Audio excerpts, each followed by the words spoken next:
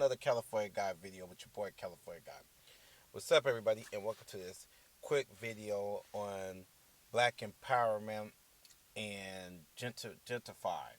Now, as of late, uh, black people have come to terms, the black community, with supporting our own business and building power back up in the black community. A lot of people have asked me many times, excuse me, how do we battle white supremacy?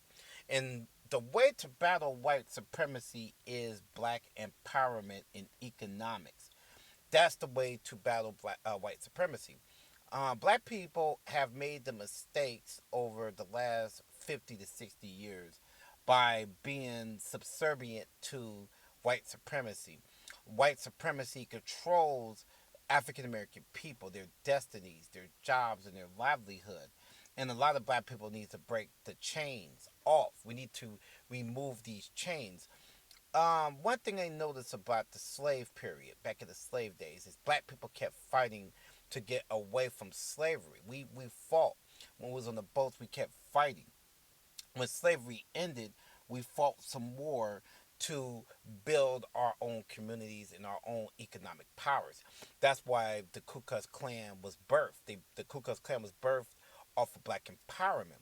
Black people today have been put in a systematic camp. We've been put in like a camp where we're being controlled by white supremacy with different policies and jobs where we need to build our own communities. We're too self reliant on the white man and white woman.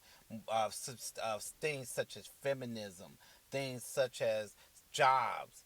We need to build our own jobs in our own community, in our own economic base, our own homes, our own property. We need to master the things such as real estate and what else? Being lawyers in our community and property owners and trying to build a community within a community.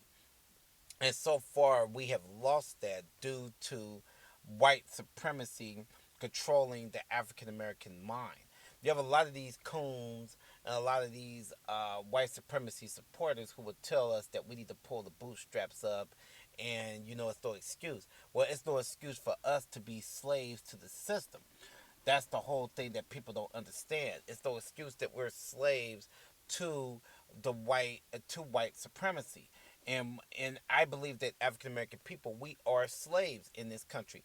The reason why Donald Trump and the white supremacists is going after Hispanics and Muslims so hard is because they've built a big economic structure in this country. See, black people, he don't really care. He uses as props and all that stuff because black people is not a threat to Donald Trump at this moment. So he'll take pictures and photo ops. He'll throw an occasional shot, but he realized that African American people are no real threats, but the Hispanic people are a threat, and the Muslims. That's why he put this ban up. That's why he's building a wall, because he realized that black people are not threats to anything. We are not a threat. We are already slaves within this country. Hispanic people have built a economic system. They have an economic power. They got big communities. They've invaded communities, and they've built up an economic structure in this country. And so Donald Trump and the white supremacists cannot have them here. They are able to work different jobs. They're able to own different things. And so you have Donald Trump and a segment of jealous black people who want Hispanic people out of the country. Same for Muslims. Muslims got whole communities. Muslims got more money than African American people. African American people are the poorest race of people in the whole nation. They're the poorest people. They're globally poor in African nations. They're poor in America.